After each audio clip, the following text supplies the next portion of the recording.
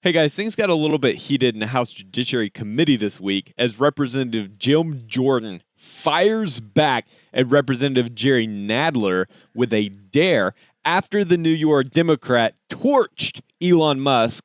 Insane stuff, guys. Check it out. Thank you, Mr. Chairman. Mr. Chairman, holding a hearing today on, quote, reining in the administrative state is a bit like rearranging the deck chairs on the Titanic. As we speak, Elon Musk and his band of near teenaged accomplices are systematically working their way through the executive branch, knocking down agency after agency, while undermining the rule of law and shredding the Constitution along the way. Musk and his team have unprecedented access to our most sensitive and personal data. They have gained access to extremely sensitive tax information at the IRS, highly restricted government records on millions of federal employees and their families from the Office of Personnel Management, and personal data related to health insurance plans, workplace safety and health investigations, child labor, and more from the Department of Labor. And this is just what we have learned through news articles, because all of these actions have been taken without any transparency to the American people. Musk and his team have accessed at least 18 agencies and untold amounts of sensitive data that is attractive to bad actors here and abroad. But Musk and his assistants are not just accessing this data.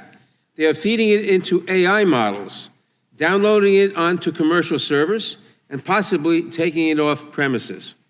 Because Musk and his team can also change our government systems. Not only is the personal information of millions of Americans at risk, but also the systems that ensure our safety and core government functions. For example, Musk and his team have accessed core systems at the Federal Aviation Administration. Experts have warned that, quote, even a small system disruption could cause mass grounding of flights, a halt in global shipping, or worse, downed planes. Officials at the FAA warn that going into these systems without an in-depth understanding could result in death and an economic harm to our nation. Nevertheless, Musk indicated that the DOGE team will aim to make, quote, rapid safety upgrades to the air traffic control system. Just in the past few weeks, we have seen what happens when mistakes are made in our air traffic control system, when a Black Hawk helicopter ran into a commercial flight, resulting in dozens of deaths. Musk and his team are opening us up to more deaths and critical economic harm. But Elon Musk is not content just to cause massive disruption and expose us to greater risk. No, he is also using his unfettered access to our agencies and our data to benefit himself. For example, the Department of Labor was investigating workplace abuse allegations at 3 Musk-owned companies: the Boring Company, SpaceX, and Tesla. So, Musk and his team invaded the agency and gained access to their information on current and past investigations. Just days before they got access to the Consumer Financial Protection Bureau, Musk finalized a deal with Visa to process peer-to-peer payments for a wallet feature on X. Because the CFPB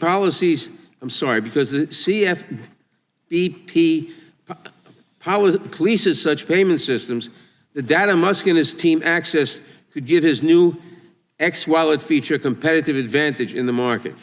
And as a kicker, the Trump administration instructed the CFPB to halt its work, thus ensuring that there's no one to keep Musk's new payment system from exposing personal data or enabling fraud.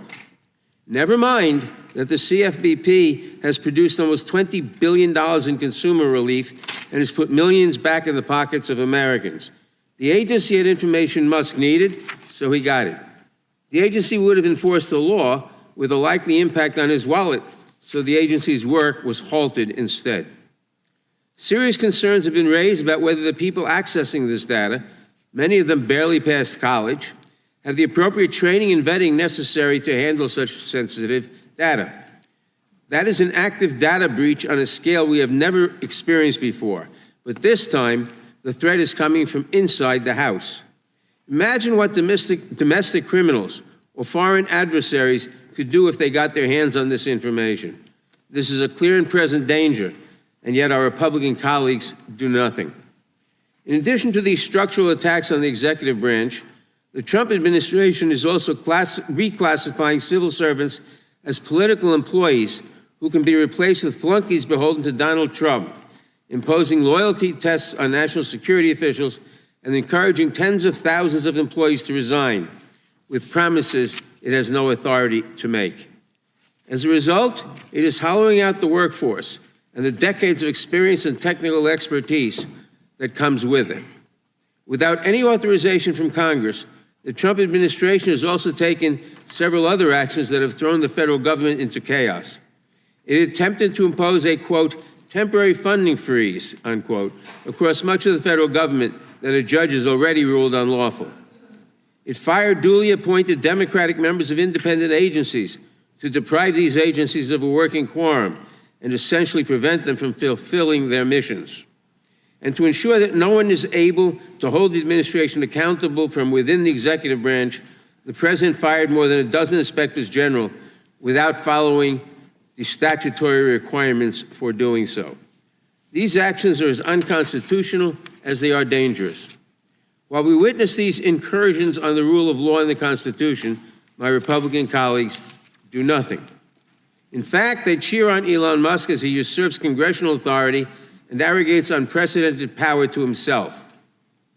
When Joe Biden was president, we heard stirring speeches from our Republican friends about the need to assert our Article I authority.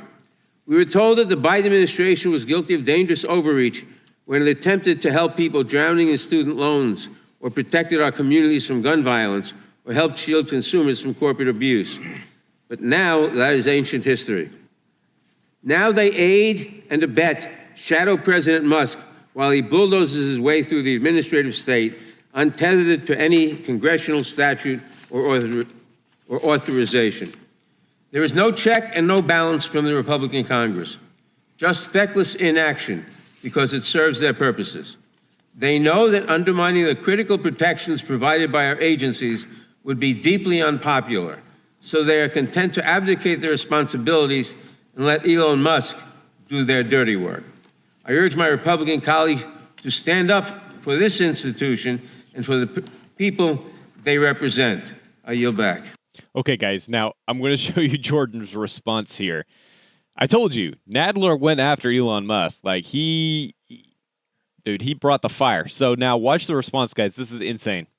Gentleman yields back. I now recognize Chairman of the full committee, Mr. Jordan, for his opening statement. Thank you, Mr. Chairman. Instead of stopping the stupid spending, Democrats attack the guy who's exposing it. I think the taxpayers of this country would just as soon we stop spending their money on dumb things. Like what was the example from USAID, some transgender comic in Ireland spending money on Bert and Ernie and Big Bird on Baghdad TV. I think they would prefer we not do that. Elon Musk is exposing in the federal government exactly what he exposed at Twitter when he purchased Twitter. What did we find out there? Big government was pressuring big tech to censor Americans. And you don't have to take my word for it. We had the Twitter files. Oh, and we also had someone else in big tech send a letter to this committee and tell us exactly what they were doing. Mark Zuckerberg said the Biden administration was pressuring us to censor. We did it. We're sorry. We won't do it again. Told the whole world that in a letter to this committee. So Elon Musk is now doing that for the federal government. We think that's a good thing. And to understand the fundamental difference the left has with us conservatives. Democrats believe it is the career elected bureaucrats who are supposed to run the country. We don't think that's the way it's supposed to work. We actually think it's the people who put their name on a ballot who get elected by we the people who make the decisions. And the guy who got 77 million votes on November 5th says he wants Elon Musk working for him, the elected member who heads the executive branch working for him, every bit as much as the federal employees, the people in Treasury who are supposed to have all the answers, or in USAID who be the career officials, working for him to expose stupid things our government is spending money on. And the Democrats are going to attack that guy? Go ahead. Go right ahead. But we know the real consequences of having this administrative state, these bureaucrats run things. We got two witnesses here who've lived it. Ms. Wade and Mr. Smith. They're here to tell about how that had impacted their business. So I appreciate the chairman having this hearing. This is exactly the kind of hearing we have to have. And I appreciate the work the president and his team are doing to expose the stupid things bureaucrats spend the hard-earned money of the people we get the privilege of representing. I yield back. Whoa, guys. Hey, do me a big favor, hit that thumbs up like button if you're enjoying the video so far. Let's break down everything that was said here, because Jordan calls out Jerry Nadler's attack on Musk, framing them as an attempt to silence someone exposing government corruption. He contrasts Musk's transparency with the secretive operations of federal agencies. Jordan then highlights government waste, pointing to bizarre spending like funding a transgender comic in Ireland and Bert and Ernie on Baghdad TV. So, what is Nadler really accusing Musk of? Well, he claims that Musk and his team are hoarding sensitive government data, accessing everything from IRS records to FAA systems. He suggests that Musk's actions could lead to downed planes and economic harm, but offers zero evidence that Musk has actually misused any data. So is this a legitimate concern, or is it just Democrats grasping for a reason to demonize Musk? See, Nadler paints Musk as a shadow president. Ooh, shadow president, accusing him of wielding too much influence over the federal government. But let's be real, guys. Musk isn't making government decisions. He's exposing incompetence within the system. Who do you trust more? Let me ask you that. Career bureaucrats with no accountability, or an innovator like Elon Musk who's bringing these issues to light. Nadler claims that the Trump administration undermined government agencies. But where was this outrage when Biden was pressuring big tech to censor speech? If Musk is truly a threat to democracy, why do Democrats love government control when it benefits them? Are they really afraid of Musk? Or are they afraid of the truth that he's exposing? The Twitter files already proved that government agencies pressured big tech to silence voices that they didn't like. Now, the same people who are fine with that are crying foul because Musk is digging into their secrets. See, if Democrats and media are so desperate to stop Musk, doesn't that make you wonder what they're trying to hide?